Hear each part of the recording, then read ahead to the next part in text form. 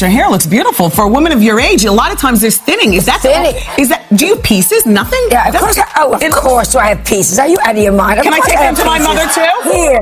Coroner's report that said that she died, it was ruled a homicide, and they found toxins in her body to prove that she had been poisoned. You know, they have poisons that create heart attack and pneumonia-like symptoms. And disturbing new details emerging tonight about the death of Joan Rivers. One of the doctors reportedly conducted an unauthorized procedure on her and then took a selfie in the operating room.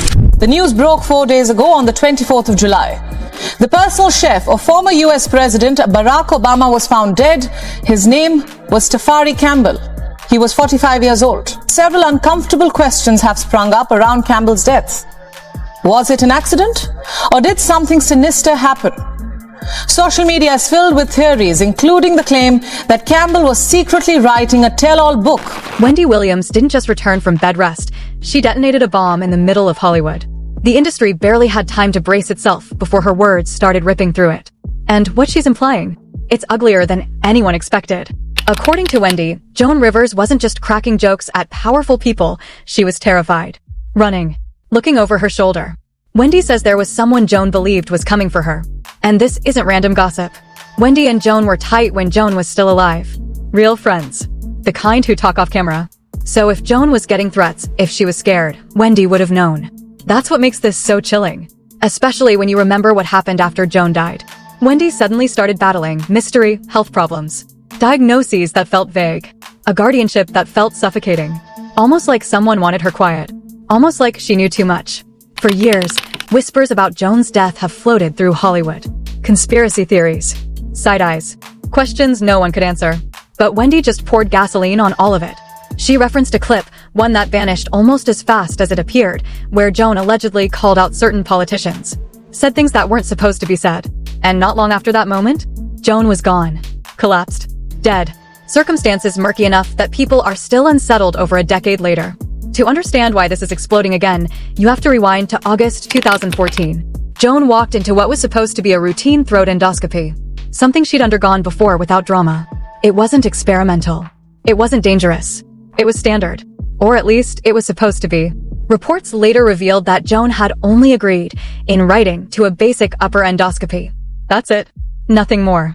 But once she was under anesthesia, something shifted. The specialist overseeing the procedure allegedly decided to push further.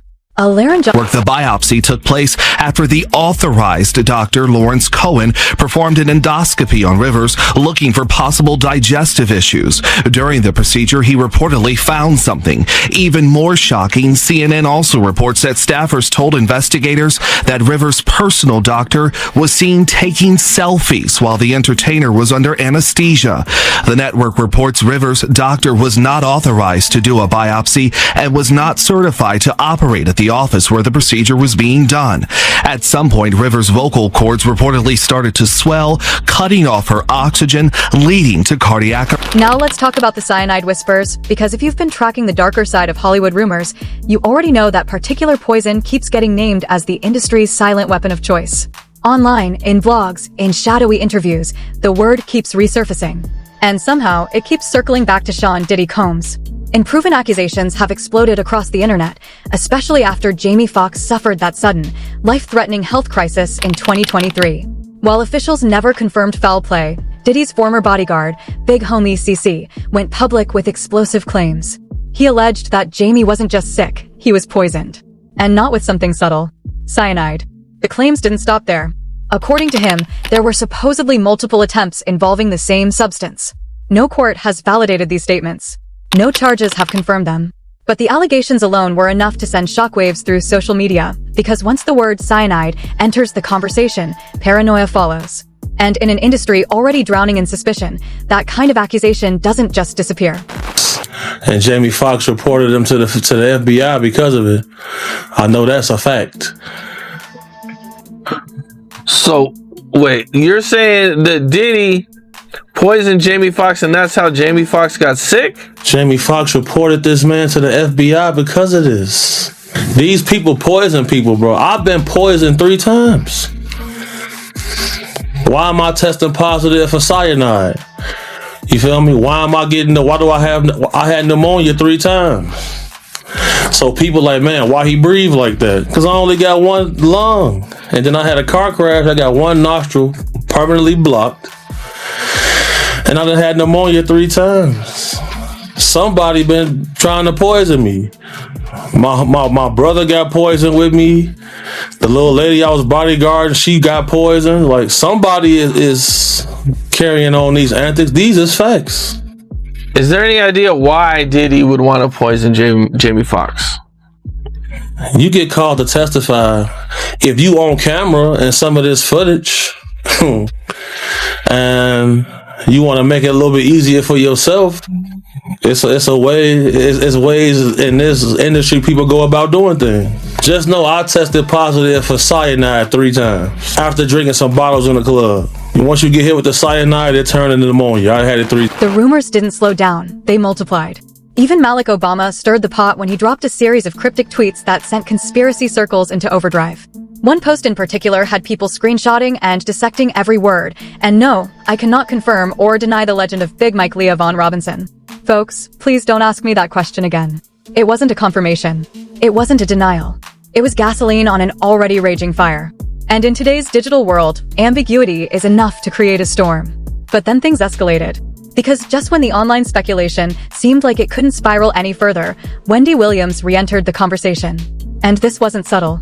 Wendy, who had been largely out of the spotlight, started hinting that Joan Rivers' death may not have been just medical negligence, but something more sinister. Something intentional. She appeared to suggest that cyanide wasn't just an internet rumor. That maybe, just maybe, Joan paid the ultimate price for the jokes she made about powerful political figures. Everyone knows Joan's mouth was fearless. That was her brand. She didn't tiptoe around elites. She didn't soften punches. If anything, she sharpened them. And in a town where influence equals protection, Joan often chose confrontation instead.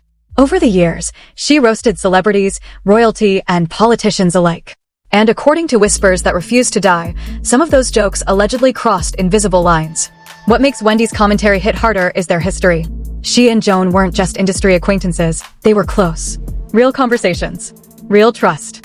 Insiders claim that before Joan's sudden death, she confided in Wendy about mounting pressure from powerful circles. Allegedly, there were warnings, quiet threats, strong suggestions to tone it down regarding her remarks about a certain high-profile female politician. And the scariest part?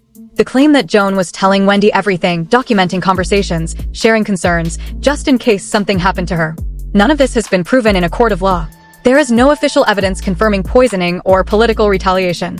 But the timing, the erased clips, the sealed settlements, and now Wendy's heavy insinuations, it all keeps the speculation alive. In Hollywood, perception can be louder than proof.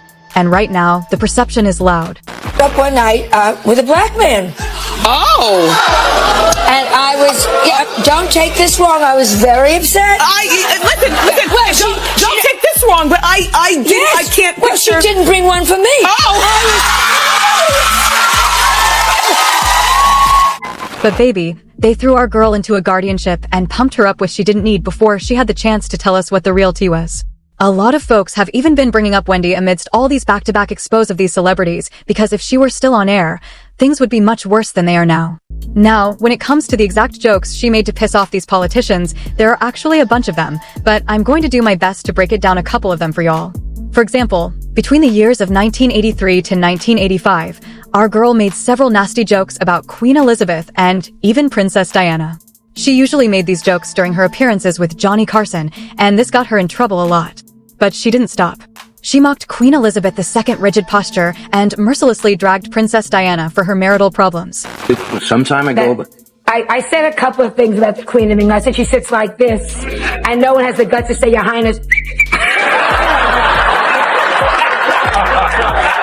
And you said you'd seen her picture on a stamp, and the first thing you want to do is go up and lick the back of her neck. Yes. Right? Well, you know, you change, you grow. With wisdom. With age comes wisdom. Tell me about meeting the Queen. Well, she's charming. Now she's charming. And she's not the best dresser in the world, but it's not just me that was saying it, because her slip was showing, and everybody... Fast forward to 1992. She was in trouble again after she made another unflattering joke calling Bill and Hillary Clinton's daughter Chelsea Clinton ugly during the presidential campaign. So, when news broke that Bill Clinton was leading the polls, Joan decided to throw shade at him by claiming that the only reason he was going to win was because he had the ugliest daughter in the country. Mind you, Chelsea was just 12. In 2012, Joan was back at it again. And thus, she blatantly said she hated all politicians. I mean, we could already tell she did, considering the fact that she was even going as far as shaming their daughters. So, she really didn't have to tell us. She slammed lawmakers for obsessing over campaigning instead of governing during the election year. So are you into politics? Not at all. I think they're all morons. I actually have. I hate them. Do you hate them all? I kind of do too. Them all. I used to love watching the cable news shows. Don't have a uterus. I'm not interested. I don't want to hear you talk about it. I don't want a panel of men telling us about contraception and health. So now the real question is this: was Wendy staying silent to survive? People are convinced she knew far more than she ever revealed, but chose to keep certain details locked away so she wouldn't end up like Joan. The irony? Silence didn't protect her. They still came. They still labeled her unstable. They still placed her under a guardianship many argue she never needed. Almost like discrediting her was part of the plan. And the internet hasn't stopped dissecting everything. Some viewers swear Joan had a tell. They say whenever she was just joking, she'd flutter her lashes, flash that mischievous smirk. But during that particular comment, no smirk, no playful wink, just a straight face, calm, certain, like she wasn't joking at all, like she was stating a fact she knew was dangerous. Others argue no one in their right mind would publicly say something that explosive about extremely powerful figures unless they believed it was true. And then weeks later, she was gone. Coincidence? Medical tragedy? Or something far more calculated? Now Wendy steps back into the spotlight, seemingly validating whispers people were too afraid to repeat out loud. Is she being brave or reckless? I need to know where you stand. Was Joan silenced? Did Wendy just risk everything by speaking up? Drop your thoughts below, and if you think this story is wild, wait until you see the next one. Click now.